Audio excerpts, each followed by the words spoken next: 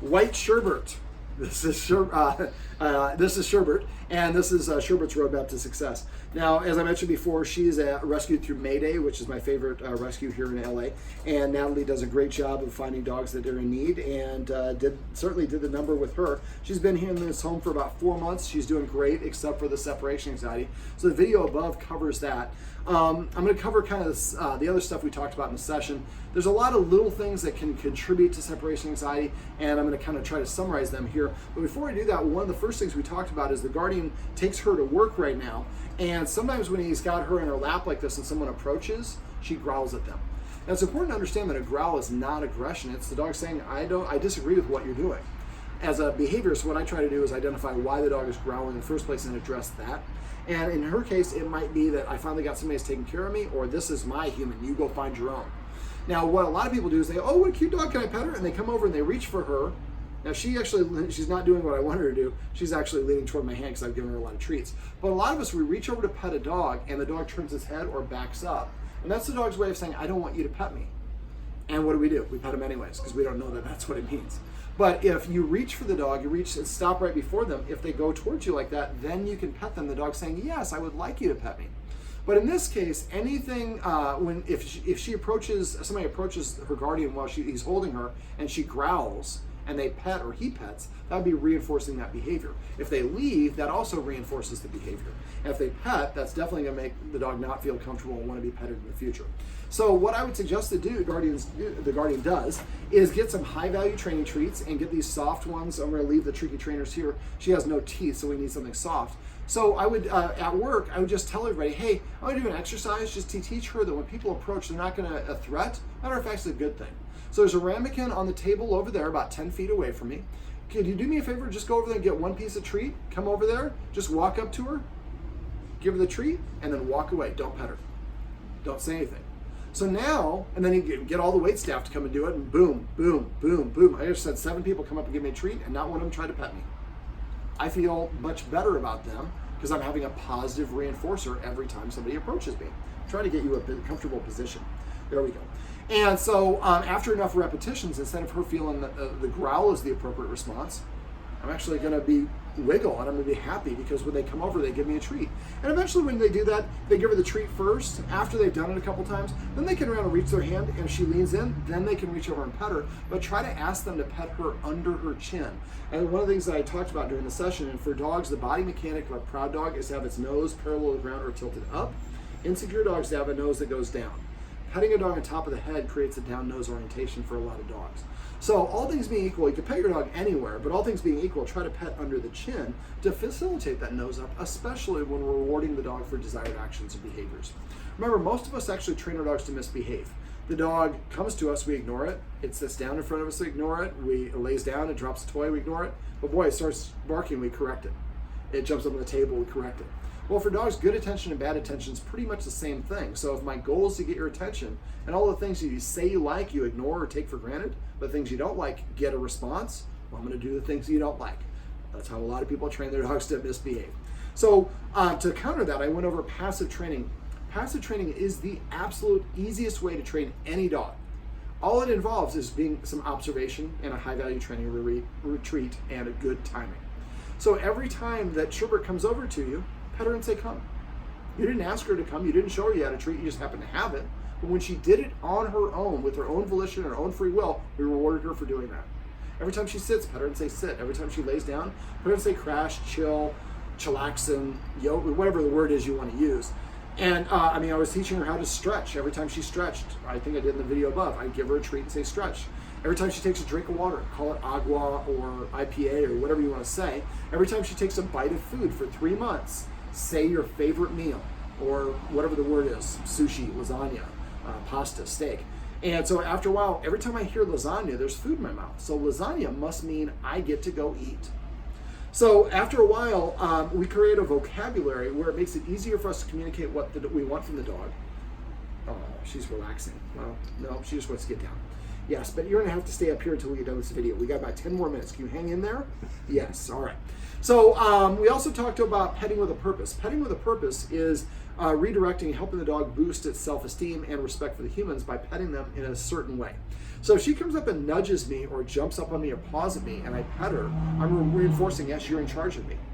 Now, if a dog jumps up on you, it's a way of claiming you. So before I go into petting with a purpose, when the guardian comes home and she's excited, remember, any unbalanced state of mind and we pet the dog, we're reinforcing that unbalanced state of mind. So when you come home and she jumps up on you, I would just freeze. Become boring. Eventually she'll jump down. When she jumps down, give her another transition command. Tell her to sit or lay down. When she does that, then pet her on her chin, say sit or whatever the word is. Remember, only use the command word and just the command word, not good sit, not Sherbert sit, just sit. And not sit. Yes, dogs respond better to those baby talk sounds, but makes it a completely different command word. So sit and sit are two different words. So try to come up with, be consistent with what the words you're using. Now for petting with a purpose, what we're going to do is she comes up and nudges you or paws at you or jumps over you, barks for attention. We're going to give her a counter order, tell her to sit. When she sits, we're going to pet her under her chin and say the word sit once and then pet her as much as or a little as we want. We want to an infinity number of times. And then after a while, the dog realizes when I tell the human what to do, nothing happens.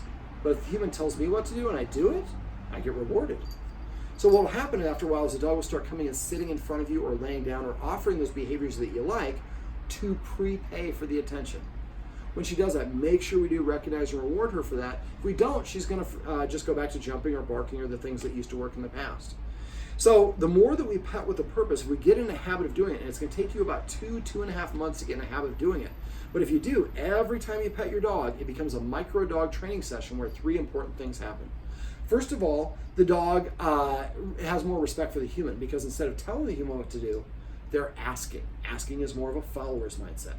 Number 2, instead of getting attention for no reason, she's earning that affection. That's a wonderful way for the dog to boost its self-esteem. And winning a lottery is great, but doing something where you get paid because you put in the work is much better and much more helpful in terms of your self-esteem and confidence. Number 3, it helps her practice sitting and laying down and all the rest of these things that you want her to do. So if you get in the habit of petting with a purpose, every time you pet your dog, it becomes a little mini micro dog training session that boosts the dog's self-esteem, increases respect for you, and helps them practice. All right. We also talked about incorporating some rules. Now, again, like I talked about at the beginning of this video, when we have a dog that's coming from a bad background, we tend to think, I'm going to remove all rules and structure to try to help the dog feel comfortable. That often backfires. So instead what we want to do is we want to incorporate some rules so the dog sees the human acting like a leader by enforcing those rules. Now remember, dogs learn through consistency, repetition, and good timing. You have 3 seconds to correct or reward your dog for them to have the ability to make the connection, but it has to be repeated over and over and over in that 3-second window. Training your dogs or modifying dog behavior is really a numbers game. You got to achieve a certain number quotient before they're going to change their behavior. So the more that we enforce these rules consistently, the dog sees us acting like if we have 5 or 10 rules and we enforce each one 3-5 times a day, well, now we have many opportunities to demonstrate our leadership in a way that the dog sees and respects. So one of the first rules I suggested is not allowing her on the furniture for 2.5 months or whatever the period of time is, because for the dog, the higher they sit, the more rank or social status they have. So sitting here at the same height as me, when you scratch your head, is our way of saying, we're peers. And if the dog sees you as a peer, then listening to you is optional. So I showed the guardian how to teach her to go to the dog bed, and I would recommend taking the dog bed to every place that you go. That way, if you're at work or wherever else it is, dog park's different, but if you're at work or something like that and you say beach, which is the word for the dog bed, she can go there and it's her safe space that she can go anywhere she wants to go.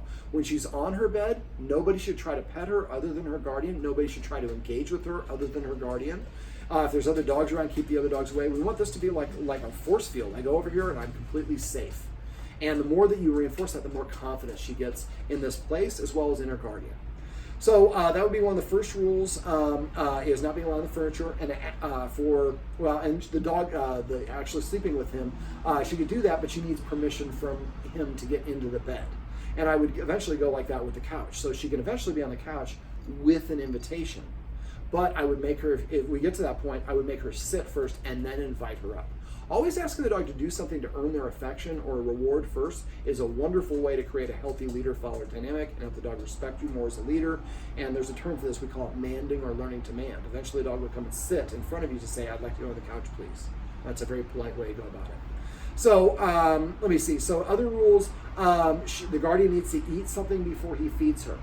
Now, it doesn't have to be a real meal. He eats has a protein shake, but they don't see liquids as a food source. And the wild dogs spend 90% of their time looking for food, so it is the most important activity for them.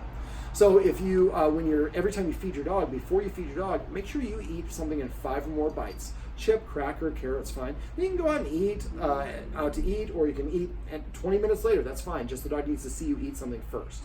And does she eat all of her food? Yeah, I'm talking about you. Does she eat everything? Okay. So after she gets done, if she ever does leave something in the bowl, dump it empty afterwards. So there's food when I give you permission to eat, but you can't snack later on. That way you have dominion over the food, and every time you feed her, you get that credit as being the authority figure because you eat first and you're a provider of food and protector of food. Let me see. Other rules, I make her sit before you go out the door. Every time you cross the street, I'd make her sit. She likes to go and watch her guardian use the facilities. I would start practicing having her stay outside the door, but with the door open while he goes in to use the bathroom.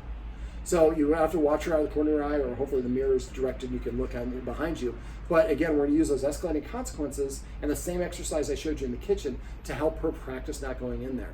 But if she's with you 24/7, that's just an insecurity. Helping her practice is kind of what we talked about in the video. Practicing is staying outside the bathroom while I'm taking whatever my body movement is, and the dog practices being apart from you. While they can still see you and know that you're here, but it's somewhere between that 0 to 100 mark that I talked about in the above video. Let me see, I went over the escalating consequences. Make sure you use those consistently. And since she's a little bit of a sensitive dog, you probably don't have to hiss super duper loud. Make sure you moderate that. Also, when she's doing things that you know that she likes, look at her ears and look at her tail. When you know that she's happy, look at her ears, look at her tail. And after a while, you'll start to see what her body mechanic is when she feels good and confident. Then, when you know she's scared, also look at those things as well. Knowing how to read your dog's body language can help tremendously. Being able to get the dog out of position or away from things before they're reacting. If her ears go back and she cowers her head down, her tail tucks, and you recognize she's insecure, and you increase the distance between her and whatever she's causing that reaction.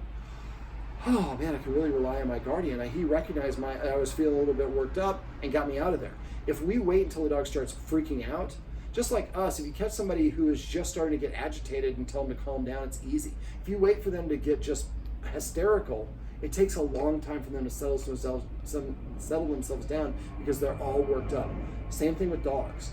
If you let her escalate and go all the way up to level 10, it's going to take her a long time to settle down. Now, if you get to that point, for whatever reason, the best thing to do is get her outside of the line of sight so she can't see whatever it was. But just keep increasing the distance and she'll relax. Her exercise is good. Her guardian's doing a really good job. Your guardian's doing a better job of exercising you than about 95% of my other clients.